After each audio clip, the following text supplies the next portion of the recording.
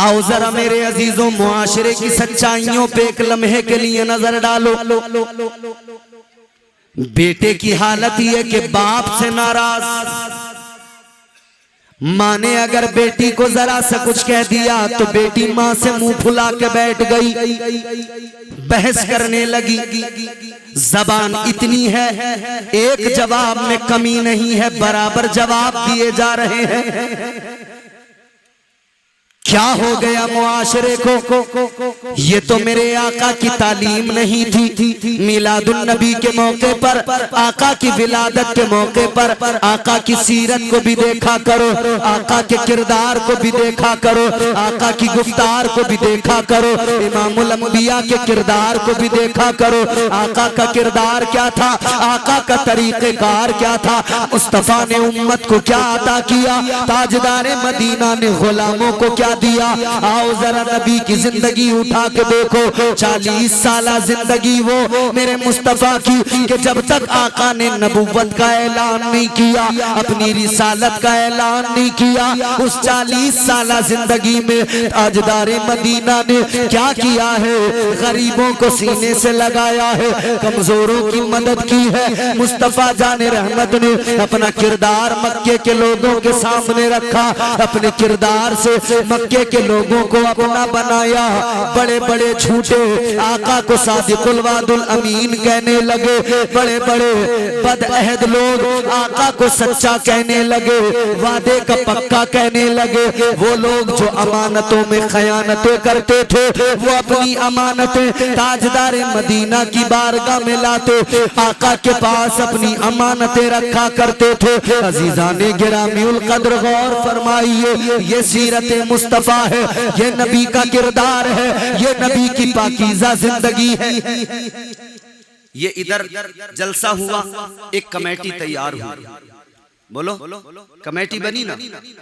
अरे बोलो भाई। अगर गूंगे हो तो मैं पहले भी कई जगह हिंदुस्तान भर में बता चुका हूँ। हमारे एक मजार है अल्लाह के वली का, हजरत सैयद जमालुद्दीन रहमतुल्लाह अलैह। जितने भी गूंगे बच्चे हों जो कहीं नहीं बोलते हों, वहां लेके आओ, गूंगे बच्चे बोलने लगते हैं।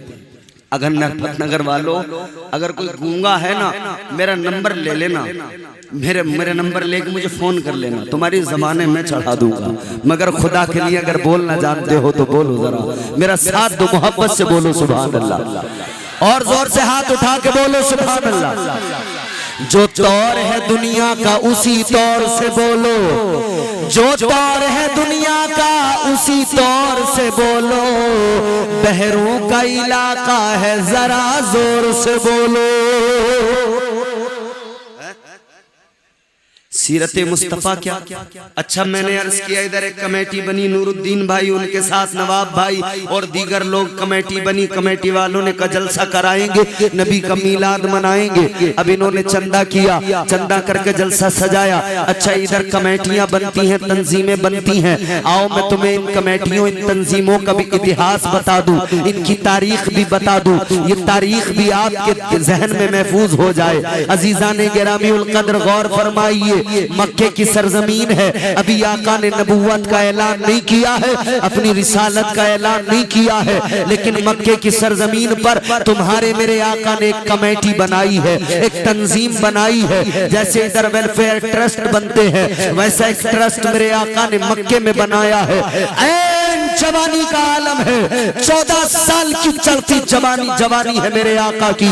ऐन जवानी के आलम में मेरे मुस्तफा ने एक कमेटी बनाई है। आज हम देखते हैं अक्सर कमेटियां नौजवान बनाते हैं, अक्सर कमेटियों में नौजवान होते हैं। हमें पता लग गया उधर आका ने ऐन जवानी के आलम में एक कमेटी बनाकर, एक तंजीम बनाकर अपनी उम्मत के जवानों को दर्श दे दिया। ऐ जवानों, तुम पर यह जिम्मेदारी है कमेटियां बना बना कर वो काम करना जो काम तुम्हारे पैगंबर ने किया। अब कमेटी बनाई मेरे आका, क्या काम था उस कमेटी का? ताजदारे मदीना वाली ये कायनात ने जो कमेटी बनाई, जो तंजीम बनाई, उसका काम क्या था? उसका काम ये था, सारे मक्के के अंदर तलाश किया जाता कौन गरीब है, कौन परेशान हाल है, कौन मुफलिस है, कौन तंगदस्त है, किसकी जिंदगी में दर्द ही दर्द है। इस कमेटी का काम ये था। ये कमेटी गरीबों की मदद किया करती थी, ये कमेटी कमजोरों का सहारा बनती थी, ये कमेटी गरीबों को दिलासे और सहारे दिया करती थी। अल्लाह अल्लाह मेरे आका इस कमेटी को बनाने के बाद में इस कमेटी से यही काम लिया करते थे। आका इस तंजीम से यही काम लेते थे। मुस्तफा जाने रहमत ने एक मर्तबा अपनी तंजीम की एक मीटिंग बुलाई। आका ने अपनी कमेटी को इकट्ठा किया, हुजूर ने मीटिंग बुलाई। ताजदारे मदीना उस कमेटी के अंदर गुफ्तगू फरमा रहे हैं कि हमें गरीबों की मदद करना है, हमें कमजोरों का ख्याल करना है। आका की इधर मीटिंग चली है कि इधर आका के कान में किसी के रोने की आवाज आई। मेरा वक्त भी पूरा हुआ चला है, बात को खत्म करने लगा हूँ, तवज्जो करो, सलीके से सुनो। ताजदारे मदीना के कानों में किसी के रोने की आवाज आई। आका ने उस आवाज को सुना। मेरे मुस्तफा करीम ने आवाज को सुनने के बाद में मेरे मुस्तफा के कल्बे अथर पर एक चोट लगी। आका बेचैन मुस्तरिब हुए। हुजूर ने फरमाया मेरे रहते हुए कोई रोए, कोई आंसू बहाए, ये मुझे गवारा नहीं है। आका कायनात आगे बढ़े, जिधर से रोने की आवाज आ रही है मुस्तफा उस जानिब चल पड़े। ताजदारे मदीना ने जाकर देखा, एक आराबी है, एक देहाती है, एक अरब का बद्दू है, रो रहा है, आंसू बहा रहा है, रो रहा है, अश्कों से मुंह धो रहा है। आका करीब गए। ताजदारे मदीना ने अपना रहमत वाला हाथ उस आराबी, उस देहाती के कांधे पे रख दिया। ये मेरे मुस्तफा का बरकत वाला हाथ था। ये यदुल्लाह जिसको कुरान ने कहा वो मुकद्दस मेरे आका का हाथ था। जैसे ही आका ने कांधे पे रखा, उस आराबी के दिल को सुकून आया। पलट कर देखा कौन है, क्या देखा? सामने नबियों का इमाम है।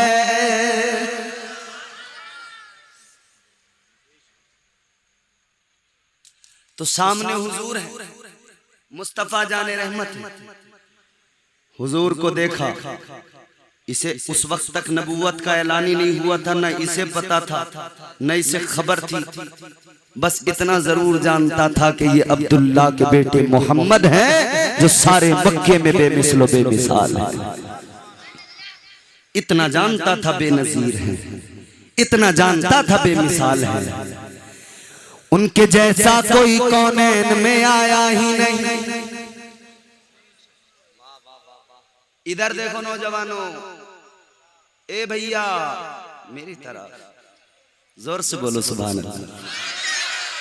ऐसे नहीं यार, तड़प के बोलो ना सुभान अल्लाह। उनके जैसा कोई कौनैन में आया ही नहीं, उनके जैसा कोई कौनैन में आया ही नहीं। आता भी कैसे जब अल्लाह ने बनाया ही नहीं। ऐसा कोई महबूब हुआ है न कहीं है, ऐसा कोई महबूब हुआ है न कहीं है। बैठा है चटाई पे मगर अर्श नशी है। इसने पलटकर हुजूर को देखा, हुजूर ने इसको देखा। आका ने फरमाया तेरी आंखों में आंसू किस लिए, रोने की वजह क्या है, रोने का सबब क्या है, क्यों रोता है? इसने इतना सुना तो फिर और ज्यादा रोने लगा। आका ने फरमाया सीने से लगाकर, ए आराबी रोने की वजह बता, क्योंकि तू ये भी अच्छी तरह से जान ले मैं मोहम्मद अब्दुल्ला का बेटा रोने वालों को हंसाने आया हूँ। ताजदारे मदीना ने फरमाया रोता क्यों है? कहने लगा क्या बताऊं, जुल्म हुआ है इसलिए रोता हूँ, तकलीफ में हूँ इसलिए रोता हूँ, परेशानी में हूँ इसलिए रोता हूँ। आका ने फरमाया परेशानी बता, तकलीफ बता। कहने लगा क्या बताऊं? मैंने मक्के के बड़े बड़े सरदारों को अपनी तकलीफ बताई, लेकिन किसी ने मेरी फरियाद नहीं सुनी है, किसी ने मेरी बात नहीं सुनी है। आका ने फरमाया ये भी अच्छी तरह जान ले, दुनिया में जब कोई किसी की फरियाद नहीं सुनता हो, वो अपनी फरियाद मुझे सुनाए, क्योंकि मैं ऐसे ही कमजोरों की फरियाद रसी के लिए आया हूं। इसने कहा मेरी तकलीफ बड़ी है, हुजूर ने फरमाया मेरी रहमत बड़ी है। कहने लगा एक मक्के का बहुत बड़ा मालदार अमीर कबीर सरदार आदमी, मक्के का चौधरी मुखिया, जैसे हमारे यहाँ होते हैं ना गांव में एक मुखिया, प्रधान, प्रधान तो प्रधान ठहरा, प्रधान के चेले चपाटे भी प्रधान से कम नहीं होते, समझ रहे हो? काम का न काज का, दुश्मन अनाज का, दिन भर प्रधान की रोटियां तोड़ेगा। जैसी सुबह को आंख खुलेगी बस मंजन रगड़ता रगड़ता प्रधान जी की बैठक पे अस्सलाम वालेकुम, चाय भी प्रधान के घर जाकर पी रिया। और दुनिया में प्रधान की तारीफें इतनी कर रहा है, इतनी कर रहा है, चाहे प्रधान रस्ते के रस्ते खा गया हो, समझ रहे हो? पूरे पूरे रस्ते खा गया, कॉलोनियां आई, कॉलोनियां 5-5 हजार का कमीशन खा गया, और कह रहा ये चमचा, अरे क्या ऐसी तो प्रधानी ने हुई है गांव में आज तक जैसी अब हो रही है। प्रधान बहुत आए गांव में, ऐसा कोई प्रधान नहीं था। हमारे प्रधान जी ने ये कर दिया, वो कर दिया, वो गांव का मेन रास्ता टूटा हुआ होगा उसका जिक्र नहीं करेगा चमचा, जंगल के बताएगा, वहां पे डोलें ठीक करवा दी, वहां पे नाला खुदवा दिया, वहां पे ये करवा दिया। अरे कितना अच्छा होता ये प्रधान को सलाम न करते, सुबह होती प्रधान की बैठक पे बाद में जाते, पहले बादब मस्जिद में नमाज पढ़ के बादब खड़ा होता और कायनात के सबसे बड़े प्रधान को अपने आका को खड़े होकर कहता या नबी सलाम अलैका, या रसूल सलाम अलैका, कहता मुस्तफा जाने रहमत पे लाखों सलाम, शमे बज़ में हिदायत पे लाखों सलाम।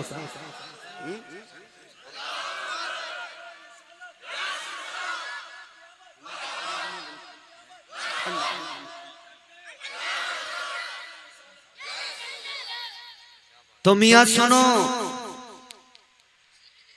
उसने कहा कि हुजूर मक्के का एक बड़ा चौधरी है, सरदार है, उसके पास है मेरा कर्ज, मेरे पैसे नहीं देता, उसके चेले चपाटे में जाता हूं पहले ही भगा देते हैं, पहले मुझे निकाल देते हैं।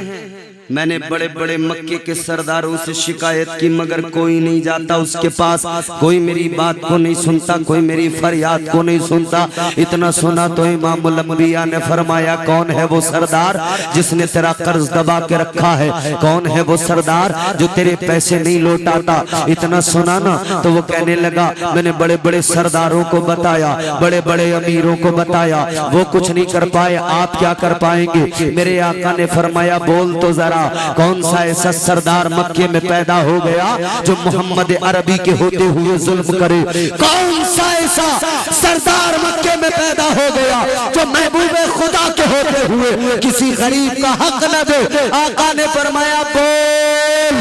ये कहने लगा उस सरदार का नाम अमर बिन हशाम है। कहने लगा वो मक्के का बड़ा सरदार है। कौन है वो सरदार? वही जिसको अबुल हिकम कहा जाता था, मगर मेरे मुस्तफा ने अबुल हिकम को अबू जहल एक मर्तबा कह दिया।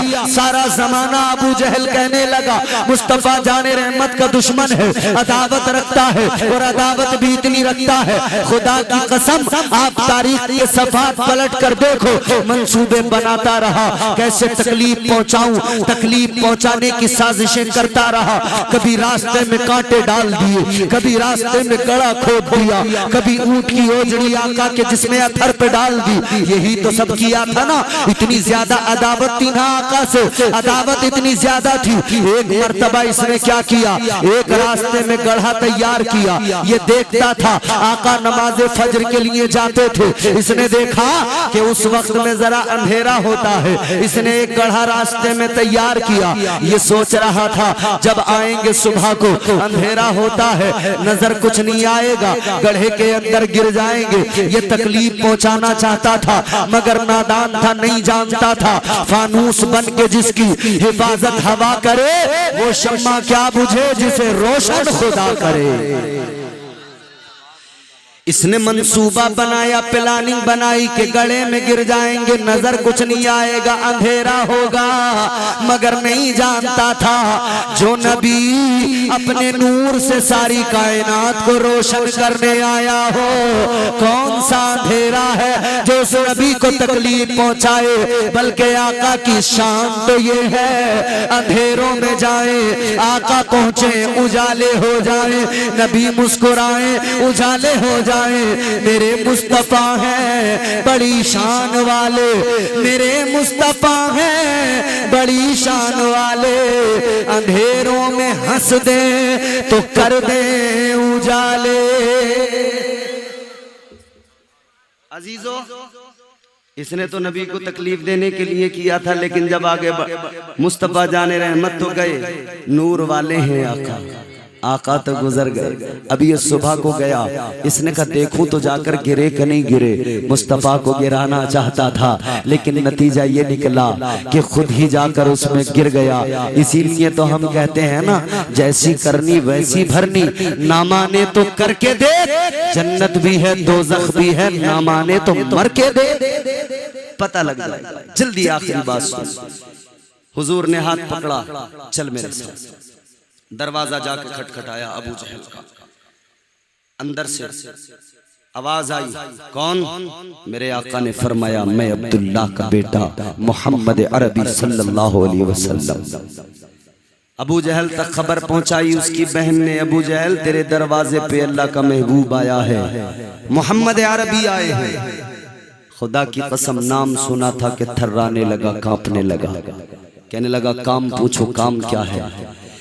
ताजदारे मदीना की बारगाह में अर्ज किया गया, या रसूल अल्लाह काम क्या है?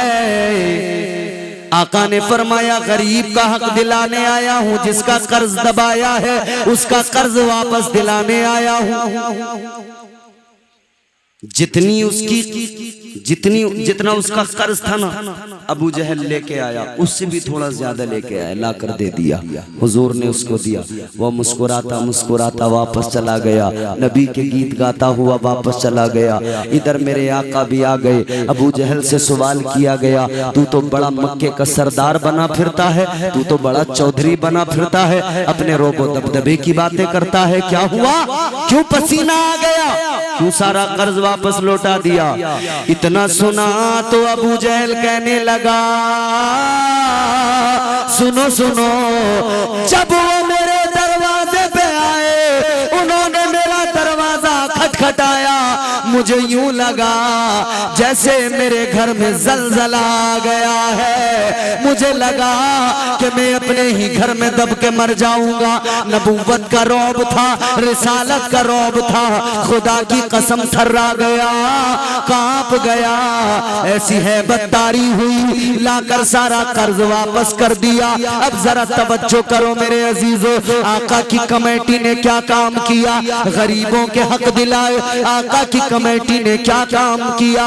गरीबों के सहारा बन गए। अल्लाहु अकबर कबीरा। तो ये कमेटी मेरे मुस्तफा ने बनाई है। आज भी आका के गुलाम नौजवान मिलजुल कर कमेटियां बनाते हैं, और उन कमेटियों का काम क्या होता है? काम ये होता है कि कभी मदरसे की खिदमत करेंगे, कभी मस्जिद की खिदमत करेंगे, कभी नबी के जिक्र की ऐसी महफिलें सजाएंगे।